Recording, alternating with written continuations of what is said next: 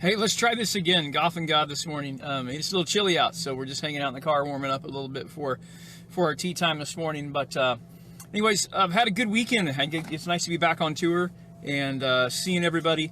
That always is good for my soul as it goes through there. And got to see a lot of friends. And so anyways, that's good.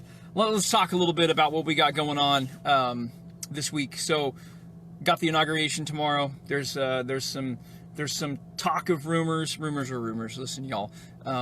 Whatever you feel politically or how you feel about the unrest in the country right now, I want to give you some reassurance that as a believer, God always provides a way. No matter who's in charge of the country, no matter what crazy idiots are running around doing crazy idiot stuff, God is always in charge, and He always provides a way out. And let me give you this passage, Acts 11, 28, 29. The disciples were told through a vision of a prophet that there would be a great famine coming, and immediately it says the disciples were given according to their gifts how to get out of that situation and how to prepare. And I just found that incredibly relieving. I've been doing a Bible study for the past 2 weeks on the visions that God gives us, and how He bestows visions and dreams to His believers. And they're always, even when the vision is of something negative or harmful to the environment, He always provides a way out and a way to protect you. And I think that is the coolest thing so far that I've gotten out of this Bible study as it goes through there. And I want to relate this to golf for just a second. There's two ways that you should golf always, and that is to know you as a golfer, know your strengths and know your weaknesses, and also to know the designer of the course and what their intentions were. And I like that because you can play to your strengths and your weaknesses. And let's say you're hitting a blind shot over the top of a bluff, and if you know how that designer designed and created that green, you know how to approach that shot. You know the distances, you know the type of arch that you want to put on the shot, the type of spin you want to put on the ball. And that's not saying I'm good enough to do all those things, but at least it gives me the opportunity. It provides me a way.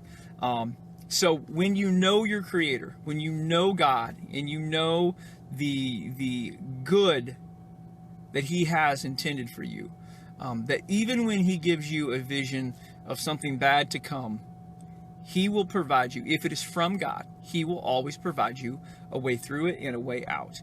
And I just found that really, really encouraging. And it's very easy for me to relate that to golf. You play within your limits. You do what you can do. But you have to know, and you get to know the designer of the course and what their intentions were. And when you get to know the designer of our life, God, and what His intentions are for you, it just relieves so much fear, so much anxiety when you just know your Creator and you know what His intentions for your life are. And let me just tell you this: if you're watching and you're not a believer and you don't have a relationship with God, and you're questioning what your purpose in life is, or you're questioning these dreams and these visions that you've been having, and they're fearful, they're scaring the heck out of you, fear never comes from God. Never comes from God. Love comes from God. So whatever's going on in our country right now, listen, if you're a believer, don't be afraid. You don't have to be afraid. You could be afraid for the non-believers, and we're to pray for those people. We can't change their hearts, but God can. And so listen, if you're concerned about stuff tomorrow and the next coming 4 years, just remember there were 50% of Christians were fearful of the last 4 years, and there's 50% of the Christians on the other side that are going to be fearful of the next 4 years. But just know that God promises us and shows us here in Acts 11, 28 and 29 that when there is a vision, or there are thoughts of things to come that necessarily could be considered a famine for you in your life, He will always provide you a way through it and always provide you a way out. So apply that to your life. I'm going to apply that to my golf game today.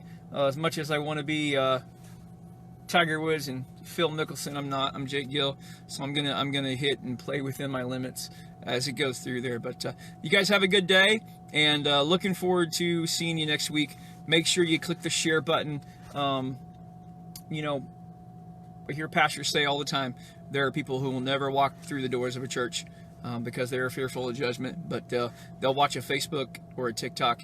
And so anyways, I appreciate you guys. Thank you for sharing it with me. We'll talk to you. Bye.